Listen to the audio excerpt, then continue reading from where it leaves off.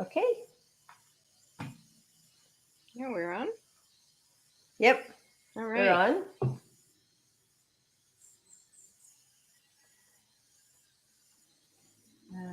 Okay. Oh, I guess it still take a little bit of time.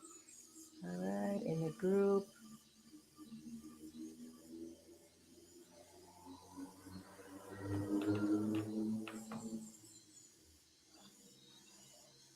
Just one more minute.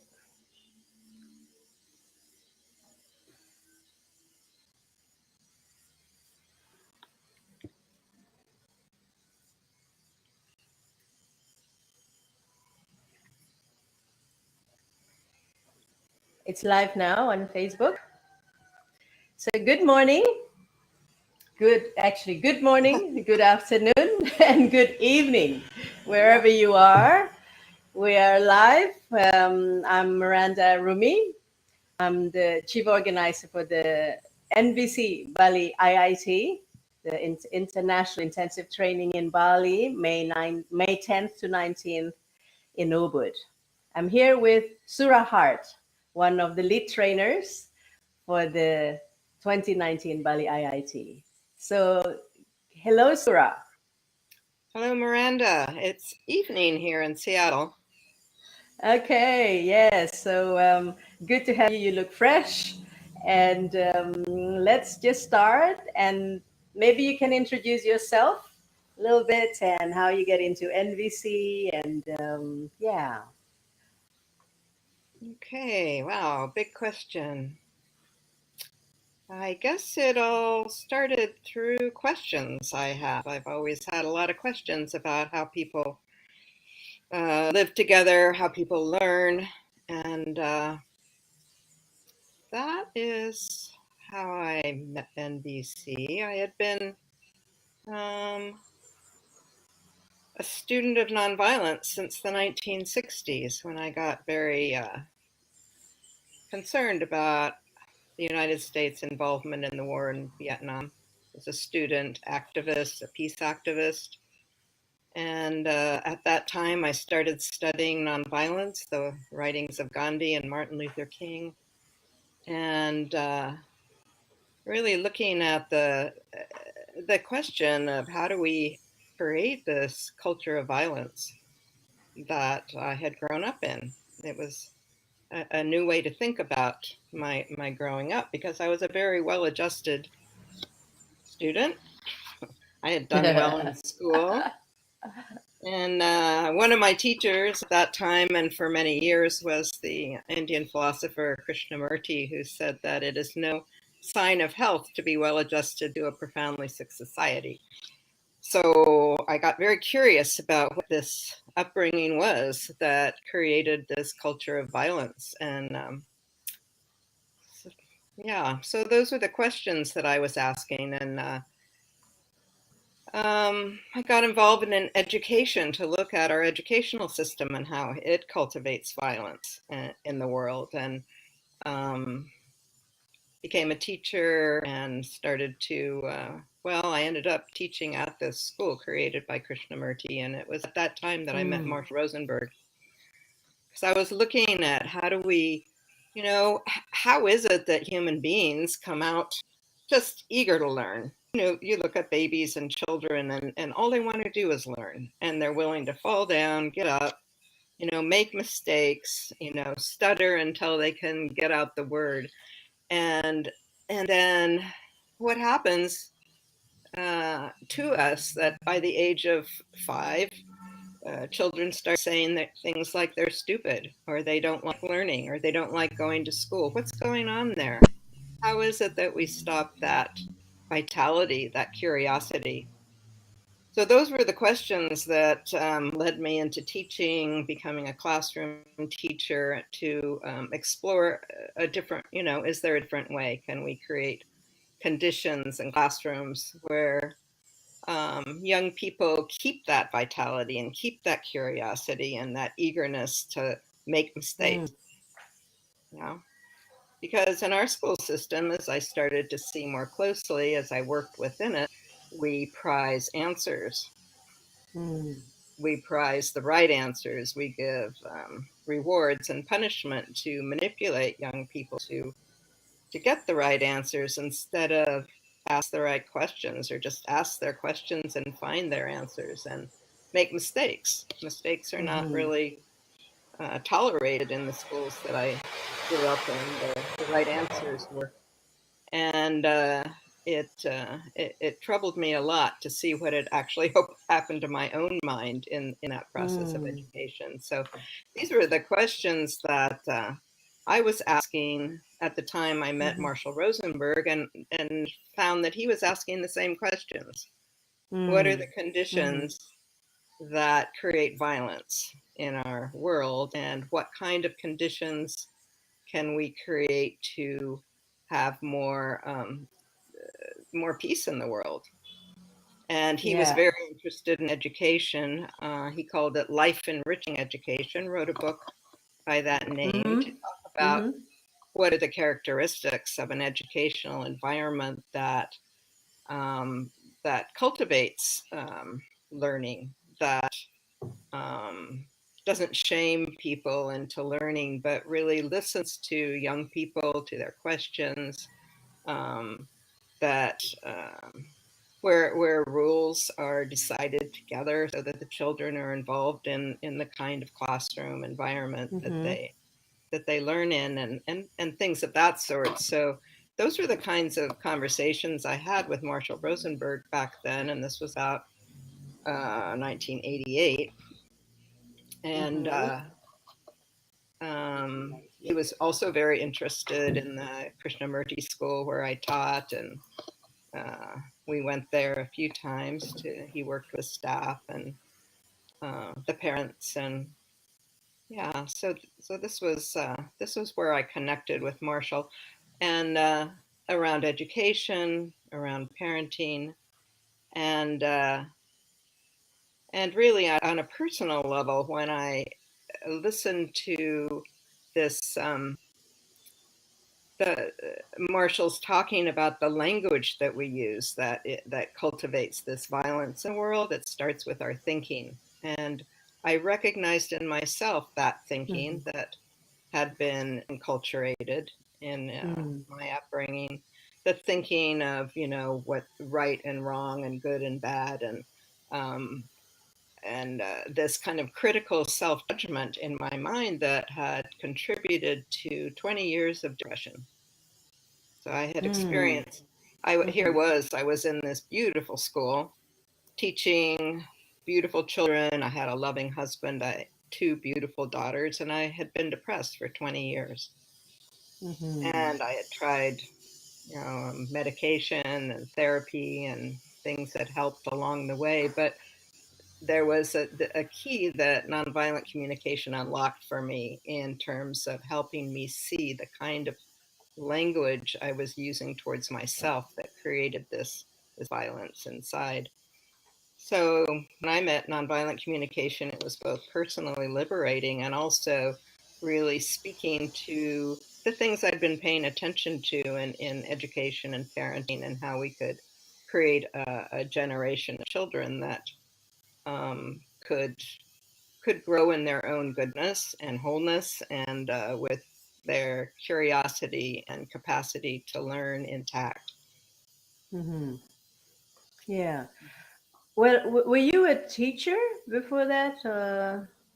Yeah, I was a classroom teacher when I met uh, Mm-hmm. Marshall Rosenberg. Mhm. Yeah, and I also saw that in 1999 there was this education project, and you were involved with that with NVC. How does that happen? Or Uh-huh. Um,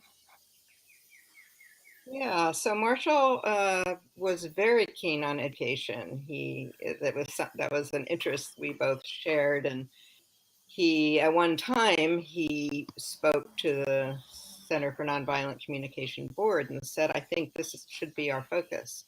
It's mm, nonviolent communication is this, powerful process for helping us connect with ourselves, connect with life, to create more peace in the world. And it could be used in business, and it can be used mm-hmm, everywhere. But if we could just focus our energy in one place, perhaps it would be more impactful. And he said he thought education was the most important place to put our attention. So I was working closely with director of Center for Nonviolent Communication at the time, and helped to get a grant to fund a half-time position for the education project director. And so I helped to get that grant, and honestly, I wasn't thinking of being that half-time director, but Marshall selected me to ask me if I would do that. And so I said, well, I don't know what an education project would be. And so I gathered a group of other certified trainers who were interested in education, and we started to meet on a regular basis to think, you know, what could we do to contribute to life enriching education? What would be the most impactful thing for us to do? And we came up with, you know, let's get a book out for teachers. And so I helped to bring that book out called The Compassionate Classroom. And also we created a training for teachers that has been going on for 17 years. Of course, now there are many trainings that teachers go to, but this one called Teach for Life, or NVC Educators Institute, is a 6-day retreat that is put on annually every summer. And so that was a co-creation with my team. And that's still happening, Sura? Yep, this year it's going to be in Wisconsin. We've held it in different places in the United States so far. Yeah. Yeah. So, yeah, I somehow don't get as much information about that, but that's in the website, the IIT website. Is it announced like how they announced the IIT and people can? well, no, it's not sponsored by Center for Nonviolent Communication. It's a small team of us that just has put it on every year. I won't be there this year, but there are other certified trainers who are doing it. And so if you go to NVC Educators Institute, that's where you get NVC information about that. Educators Institute. Yeah. What's the website for that? NVC Educators. NVC Educators Institute. Yeah. Yeah. What's that's the what's up? And then is it .org or .com or .com? Yeah. NVC Educators. Yeah, we call it Teach for Life. Yeah, Institute. Yeah, and it's fabulous. It's teachers from all over, beyond the United States too. We always get teachers from other countries as well, but we spend 6 days exploring education and how we can create the conditions in our classrooms and schools to support children growing up with a sense of well-being and caring about one another with empathy, and how to keep that zest for learning alive. Yeah, I see a question here, Sura. This is from Santi. It said, "How did you implement that in the school? How did is the government involved in that? And do you need a sort of approval from government to implement that in the school?" Well, you know, the truth of it is, the government of the United States is not that interested in life enriching education for the most part. So I don't get invitations from government schools. I've worked in them. There have been teachers and principals who become very interested in nonviolent communication, and a number of us trainers do work in schools.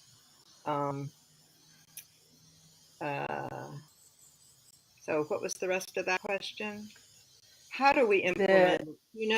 In so many ways. One of the things I've learned about this kind of social change, big change, when I started out, I really wanted to go and take over a school and redo it, and bring in NVC and teach all the teachers. And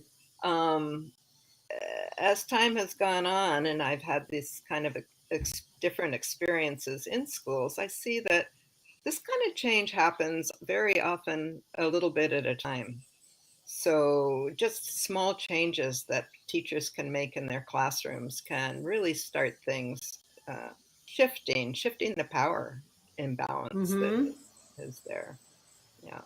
So that Mm. students start to take more responsibility for the culture in their classroom. They take more responsibility for their own learning. They learn to empathize and listen to one another and see that um, their well-being is bound up in each Yeah. other, that in order for them to have a good time at school, it helps that everybody's having a good time. Mm-hmm. So Yeah. Well, I those know there's one the participant from last year who just practiced it after the IIT. She practiced in her local school with elementary kids and just learning, getting them to listen to each other, and she saw a marked difference in a very very short time in the bullying and in the conflicts just by getting them to listen to each other. So yeah. empathy is magic. And for me, I work primarily with the adults. So I like to work with the teachers so that they listen to each Mm. other and then are able to listen to the children more rather than direct them. So that when the children come with their worries and their concerns and their big questions, they don't get put off with, well, that's not important right now. We've got other things to do, or you'll Mm. get over it, or all the ways that people in power, which Mm-hmm. teachers and parents are in that position of power. You know, the Mm-hmm. power that is used to tell children that whatever they're doing or thinking or feeling is not important. Mm. So that's where I have worked primarily, not with the children, but with the adults who are working with children every day, Yeah. and also with Yeah. the adults so that they can create a culture within their staff and in the school Mm-hmm. as a whole. That's what the children are going to be the most impacted by, is how the teachers get along and how they talk with the parents, and then again in parenting, how the parents communicate with each other and what kind of an environment that they create in their homes for the children. Yeah. Yeah. I would think like, the teaching the parents is probably the first stop because if the children's are taught, but then they go home and then the parents are not familiar or not educated, then and it's a bigger challenge Yeah, the children for don't really them. need to be taught. They Mm-hmm. are very happy to adapt to a loving and Yeah. compassionate home. Yeah, Yeah. Exactly. Yeah. they respond. Sura. Mm-hmm. I was just looking at this website address, and it seems like it's not really matching. It's taken to what is it? Circle, big circle of life, and then Yeah. and I look at So what Teach for Life. Yeah, yeah, thank you. So there is an organization called, what is it? The Circle of big life or One something like that. One Big It's Circle, yeah, and they one are big circle. they're Mm-hmm. sponsoring. This is the first year that they are sponsoring Teach for Life. So if you go to that Okay. website and see Teach for Life, Yeah. So basically, if you click on that NVCeducatorsinstitute.com, you would be redirected to that yeah, website. yeah, Yeah, that's so it. that's a good one. All right. Mhm. Okay, so just for those who are listening. All right, so does that answer your question, Santi?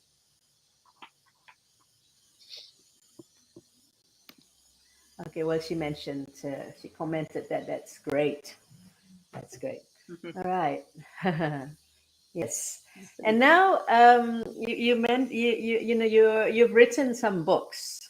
Would you like to tell us just a little bit about what got you into writing these books and what's the purpose, and also yeah, you have a Victoria Hart as your partner to write Vic, this.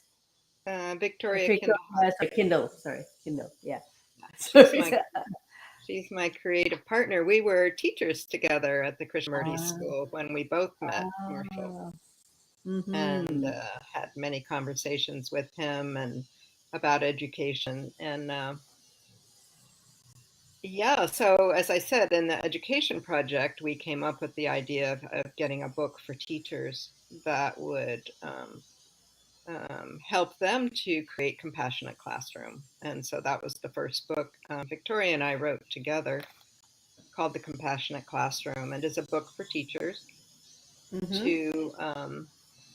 to see how to bring relationship into the core curriculum, along with reading and writing and arithmetic and then relationships. Because if you don't have safe relationships and loving relationships in the Mm-hmm. classroom, what we pointed out back then is that, and what is proven scientifically now, is that learning doesn't happen when children or any of us are afraid, or we're afraid of being Mm-hmm.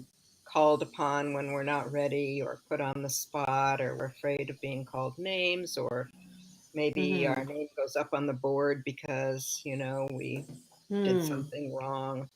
That we go into a fear response, and all the energy goes into our back brain to protect ourselves, and we don't have the capacity any longer in our prefrontal cortex to Mm. learn. So that Yeah. was, we built upon that foundation to uh, make a case for what was very clear to us, that when you have safety and respect in a classroom, then learning thrives. And when Mm. you don't, Yeah. when you have this, the fear of testing and who's going to get the right grades and who's going to be the best at the sports, and this whole meritocracy that is part of our culture, that is ingrained in our education system, children get afraid. And Uh-huh. and Yeah. then that transfers into the playground, where they're might call each other names, and build upon that kind of jackal language and thinking to Mm. who's the best at this and who's not so good, and Mm-hmm. how do we label each other, and all of that. What Marshall Rosenberg called violent language and violent thinking. Mm-hmm. Then the children don't learn in an Yeah. environment like Yeah. that. So Certainly. anyway, we Certainly. set out in that book, The Compassionate Classroom, to talk about the various ways that a teacher can create a compassionate classroom, make it a loving place to learn. Mm-hmm. And Yeah. a big part of that is empathy, and learning to really deeply listen to the children. Yeah. Yeah. Yeah. Wow. Wouldn't it be wonderful if all teachers are somewhat educated in that? And Yeah, well, it's growing. It's a growing it's field, growing. and not all, there's the mindfulness track, and I mean, there's a lot of. It's a growing awareness in the world. It's really wonderful to see the change that's happened since we wrote that book.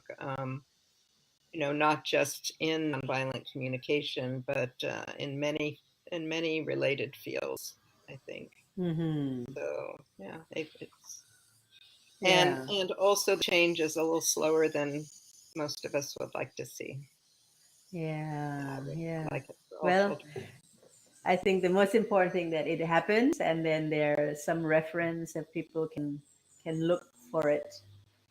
Yeah, you already with NVC you already create the you carve the path, and so now there's already some material, some resources when people are looking for that. Versus probably there was none before that, right? Yep. Yeah. And what about the other two books after that Well, one? we wrote one other book for The parents called class. Uh-huh. Respectful Parents, Respectful Mm-hmm. Kids. And again, it's to support parents. Oh Mm. gosh, parents are so hard on themselves too. And so it's supporting parents to have empathy, and learn how to care for themselves more, without so much Mm-hmm. self-judgment.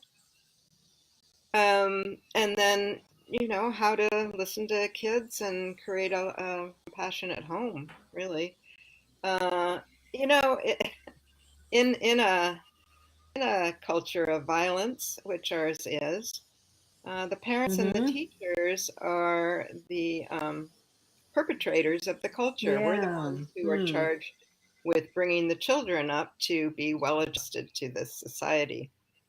And in that Mm-hmm. role, the parents and teachers, part of their role is to be police people and, be Mm. arbiters of punishment and manipulate the kids to do well because there's some belief system there that we need to be manipulated into doing good. And Mm-hmm. so we need to be punished and Mm. rewarded. And Yeah. it's parents and teachers don't, we don't have fun doing that. It's a miserable Mm. role. And so many parents I meet are conflicted there between the love they have for their children and this very daunting role of having to be the enforcer Mm. of the behavior that they're trying to get out of their children that the culture expects of them. So it's a huge relief to uh, start to see that you can just be yourself. Honestly, that's the simple. Ah. Seems to It take a sounds lot of so books and a simple. lot of a lot of processing to come to a simple conclusion that we could be our authentic selves and Yeah. just relate to the children as human beings instead of as some police presence in our home. Mm. It It's a sounds great so thing. simple, but it's not that Yeah. easy. I mean, Well, it's not easy no matter what. I think parenting is one of the most difficult and challenging and the important roles on the planet. yeah. Parenting is not easy, but it can be much more joyful and fun if you bring your authentic self to it instead of a police hat, Mm-hmm. right? Yeah. Yeah. So that's the good news. It really can be a lot simpler Yeah. and more Yeah. I joyful think and more fun. like you mentioned, like and I think it's related to our fears of making mistakes. So should we do it this way or that way? And if we don't know, not have enough information on that, Yeah, as if somehow there's a right. we. Hmm. Exactly that, and that is part of what we're taught, that there's a right way to do things, Hmm. right? Yeah. And we should know Right. what it is. And that's the other thing is that the belief that we should know what it is. So Mm. we go into these jobs as parents and teachers thinking that somehow we should know the right way to do this, and then without realizing that so much of life is experimenting. You experiment, Yeah. to see what works, and then the very important question is, works for what? So important that we have clarity about what we're after. Are we Right. after having obedient children? Is that the goal? Like having good kids, and that's just like so abstract. Oh, they're such good kids, and then basically because they're very obedient and they don't speak up, Yeah, exactly. and Back to being well adjusted to a sick society. They're good kids if they yeah. behave in a way that the society says is Hmm. the good way to behave, right? Obedient and always a smile on your face, right? Good student, good grades, Sa- and Saying the well right mannered. words. Yeah, Hmm. yeah. And but Yeah, very but often, that's and really, yeah, it kills. It really kills. You yeah, know, it really kills the does. personality, kills the spirit and soul. And we won't know that until much too late. And then realizing how come we're depressed, how come we're not happy, and even though we've done everything right or good that we Yes, think. Hmm. yeah, Yeah. exactly so. And Yeah. yeah. Well, this is such great work, Sura. For shining light Mm. onto this normalcy. Things that are so accepted by the society, but actually is a source of a lot of pain, toxicity. And Yeah, there's certainly a lot of pain in the society, the culture I see in the United States. mhm. You know, such a, again, it's been such a focus on hyper individualism, you know, to the competition to be the Mm. best, you know, to be the most popular, get the best grades and get ahead and all these achievements to be well adjusted to our society, to get ahead, to make the most Yeah. money. All of that, you know, creates so much stress, so much uh, well, what we see here today is so much isolation. People are so lonely Mm. and Yeah. isolated. Yeah. And I don't think that is just pertaining to United States. You know, I think it's a global phenomena, and it may not just be about the money thing, but it could be like, be a good citizen, be an outstanding citizen, being a good child.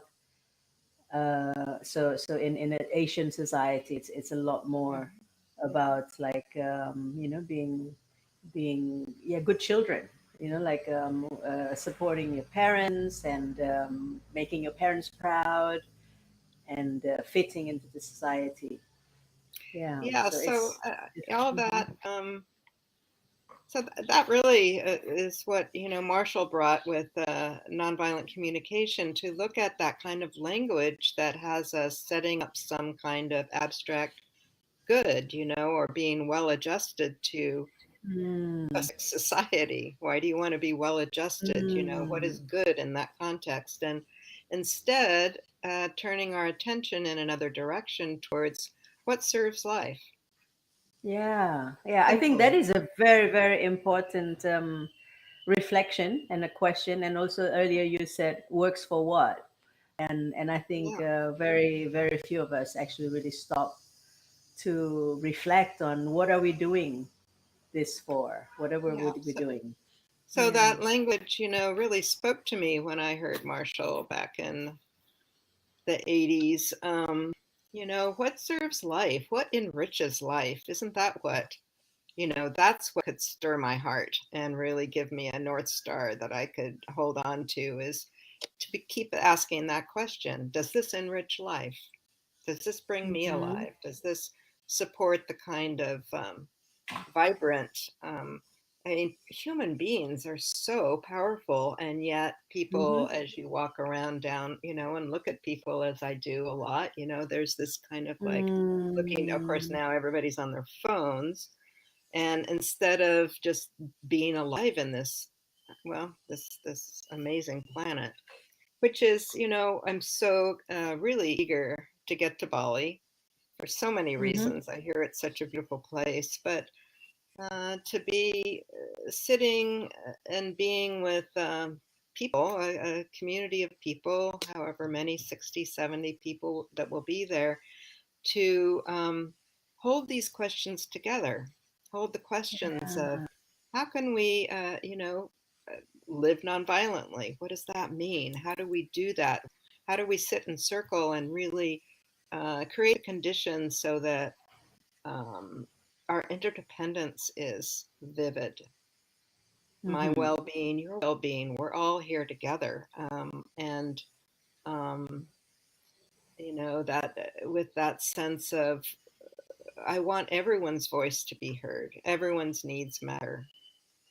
You know, Yeah. that's, it seems so incredibly important at this point in our history together, that we learn to live nonviolently, and we get together Yeah. more regularly with in groups of people to ask these questions. You know, what does the world need now?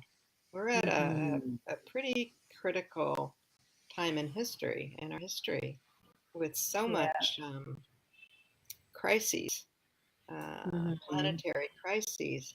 How do we together enrich life? Yeah. Such And a simple but very poignant question, and yeah, something to reflect. And it just with everything that we do. That would make such a big difference. I think to bring that awareness in everything we do instead of just being very automatic and robotic and all that. Yeah. Yeah. Yeah. Okay. Well. Yeah. Yeah, go ahead. Go ahead. And so, all right, and we're getting closer to the end of our webinar. But before that, I would like to ask you about this game, the No Fault Zone, which I have the privilege of having a look at it, but I don't know how to play it yet. And I think it would be very interesting. And you're going to bring that to Bali. Would you like to tell us a little bit more about your No Fault Zone game? Yeah, a little bit. I mean, you can take a look at it. You can see a video of people playing with it too on my website, thenofaultzone.com. Okay, yeah. So I'm Thenofaultzone.com. gonna It tell came there. out of our third book. We had the Compassionate Classroom, Respectful Parents, Respectful Kids for parents, and then we did a third book called The No Fault Classroom.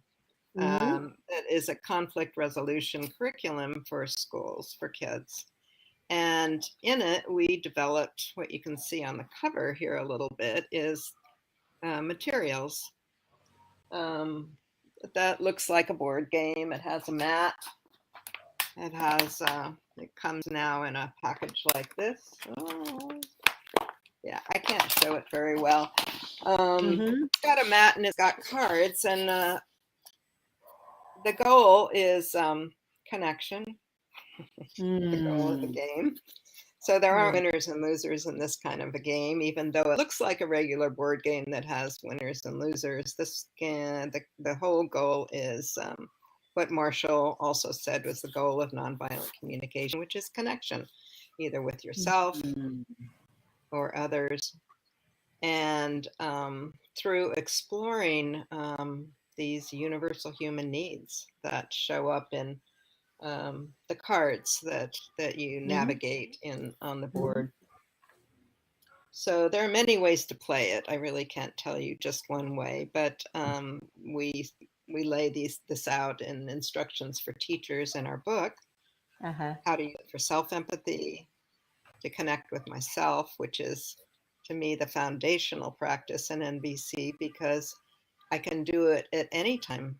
I can always connect with life in me. Always. Mm-hmm. That's the option Mm. that's always there, to connect with life. And then also Yeah. how to use, this language of needs to connect with others, so that, Yeah. I can be fully connected to my needs in the moment, and also lean into someone else to know what's going on Mm. inside of them and what needs are alive for them. Mm. And actually, the game can, be extended to play in a group as well. So I'll be Mm-hmm. Well, you're gonna sharing. play that in Bali, in the Oh, Bali for sure. IIT.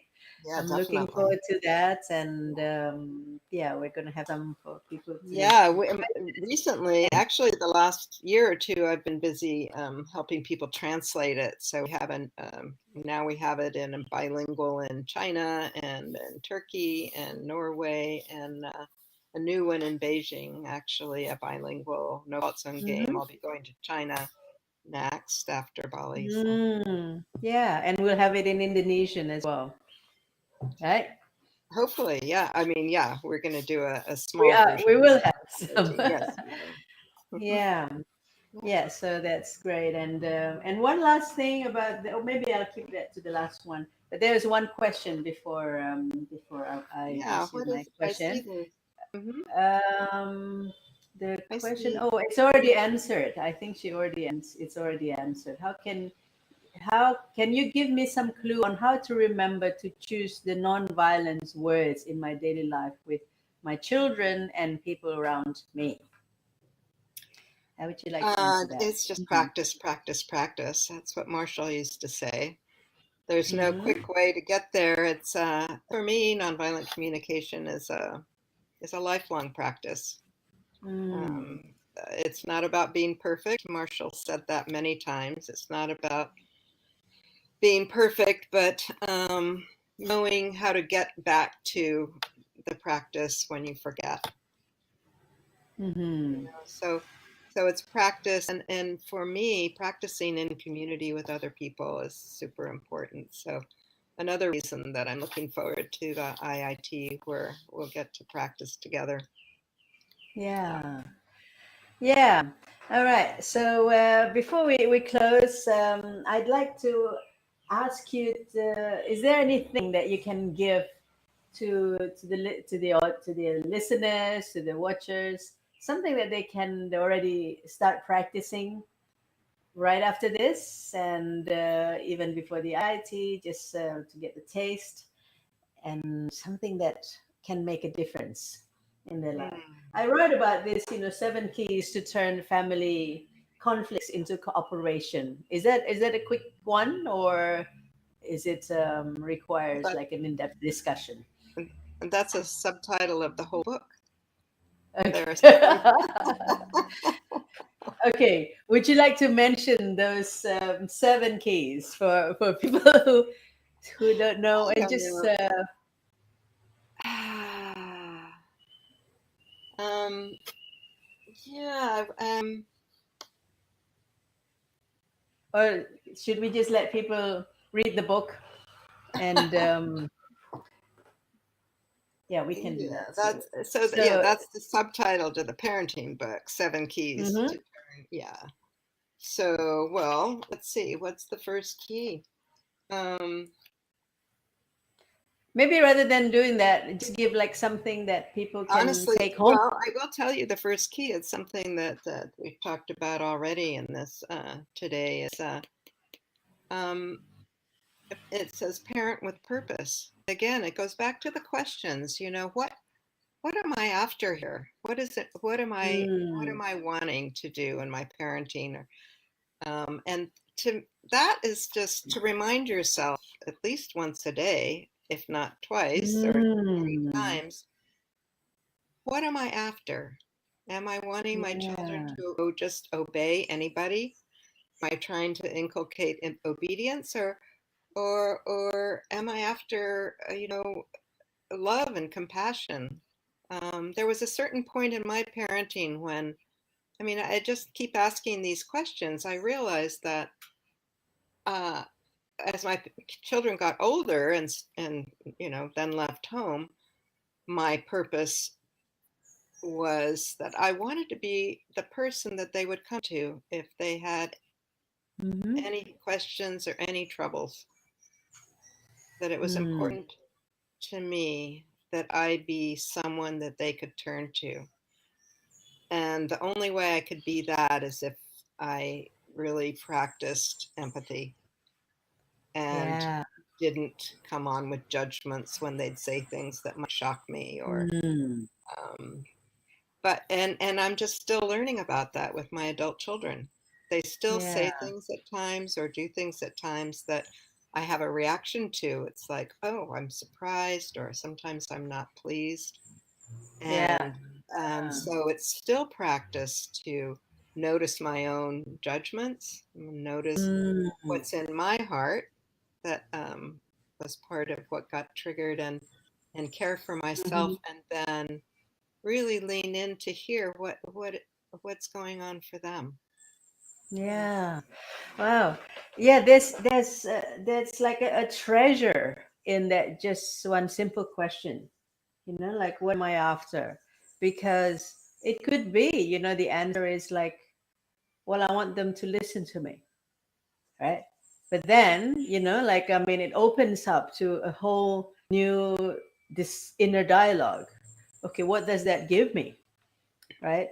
And then only if you do that, then you can I think you can develop. You can grow, because if you just, and I want them to be obedient, and not really considering what would that mean for them to do that, and what does it really mean for you if they're obedient. I think it requires deeper reflection, and but there's a lot of power in just asking that question. Yeah, I think all parents would like to be able to share their values with their children. I think that's Hmm. sometimes what we mean by I want them to listen to me. I have values that I care about, and I'd like to be able to share them with my children and have them hear them. But what I've learned is that, and this is true for anybody, not just children, but their interest in hearing my values has everything to do with the respect I show them. If I'm Hmm. not willing to hear them Yeah. and I'm just going to be talking at them, they might look Right. obedient, they might look like they're listening, but they're not taking it in. Why would they? Yeah. Right. Yeah. Mm. So what So I'm getting from here is that, like it's not just about me. You all, like for connection to happen, it requires two person, right? And yeah. sometimes we stop as like this is what I want, and not thinking so much about what the other person want or need. And I guess with the NVC process and with yeah, even just asking that question will open us to a new awareness and new reflection and stopping like, well, I wonder what they think, what they feel, or what they want, instead of just getting what I want, Mhm. which I think a lot of parents do. Like, I mean, they think they want the best for their children according to their own version, what should be best Yeah. for them. You're right. Right, right. And that's why we use this word cooperation too, because Uh, Mhm. children don't use that word very often because what it means to they hear it from adults as uh, I want you to cooperate or do what I say with a smile on your face. Right. Yeah. But And cooperation means working together. So what yeah, does as that mean? equals, as Yeah, what does equals. that Yeah. mean? Both having choices and Yeah, both yeah, being considered. Yeah. And and actually, that's when I said, yeah, good. When I yeah. Go ahead. said earlier about, like, I want my children to listen to me. Listen here, it was actually a euphemism for obedient, for to obey me. I think Yeah, that's what parents a lot of times think when they want the kids to listen. They want them to do yeah. what they want. Yeah, yeah. All right. So, any more question? And well, this has been really, really beautiful. I really enjoyed the kind of like I feel like I'm being stretched, and I hope the audience also feel that, Hmm, looking at hmm. with different perspective to parents, like at our children, and yeah. Yeah, Anybody? Yeah, go ahead. well, I love to get together with parents. I don't know who's coming to the IIT. I look forward to finding out. I know I'm going to learn a lot from everybody and the other trainers who have other, different experience and expertise than I do. They're applying Mhm. NVC in different areas of life. I'm so excited to learn from them and from all the participants who come. We're just, we're in this experiment of life together. And Mhm. when we get together and can talk about it, oh, I just think it's so rich, and one of the things we learn is that we're all just, doing these experiments and trying things, and some things are successful. We like what happens, some things not. And I don't know, it just helps me appreciate um, just the goodness in our heart that wants the best for ourselves, that wants the best for the children and each other. That's truly what's in our hearts. And how hard we work at that and how much love and compassion we can give ourselves for our efforts and for our mistakes and how we can laugh together at the mistakes Mhm. instead of by ourselves beat ourselves up till we're depressed. And Yeah. Yeah. so To have I the just support. there's so Mm. much, yeah, I just like to breathe into the space together and be human together in this Mhm. endeavor. Yeah. Wow. That feels very, yeah, opens my soul just to hear the Mm. words you said, and the feeling that I get from that. And so I'm really looking forward to meeting you in person to 9 days, and actually for us a little bit more. So lucky me. Mm. And so for you guys, yeah, I see there's no more question. And if you hear this, share this with others. And if you have any more question, you can also ask the questions in Facebook, because this is going to be live living in our Facebook group, the NVC 2019 by IIT. And if people want to sign up, go first to balinvc.com. So the IIT is a 9-day immersion, living and learning and practicing together with all like-minded people who are there to grow, to heal, and to I guess to cooperate and support each other. So it's a very beautiful setting. I mean, literally, physically, and also I would say spiritually and emotionally, and where everybody has a choice. Then yeah. So if you're interested in joining the 9-day IIT, you can sign up through the balinvc.com, and it will take you, look at the registration button, and it will take you to the registration page. Otherwise, you could also ask questions and on the Facebook underneath this webinar. It is live show, live talk, and Sura will check from time to time and check if there are questions, and you can Sura will answer those questions. Right, Sura? Happy to do so. Yeah. All right. Any last message for the audience from you, Sura? Yeah, come and play with us. Yeah. Yeah, I would really say looking listen. forward to it. It's hard to believe I'm packing swimsuits, and it is so cold and drizzly here still. So looking forward to the warmth of it all. Yeah, it's very beautiful right now, and May is the best time to be in Bali because it's dry, it's sunny, and yet the temperature is perfect. It's not too hot, it's not too humid like the rest of the year. So it's the best time to come to Bali. So if you're still on the fence, come and join, and we look forward to meeting you all. And thank you to Santi, to I think Ivana and Caroline, who stayed all the way through to the end. And we look forward to seeing you at IIT. Yeah. So thank you so much, Sura, for your time and for sharing what you've shared with us. And yeah, looking so much forward to spending time with you soon. Thank you, Goodbye, Miranda. everybody. Goodbye. See you soon. See you soon.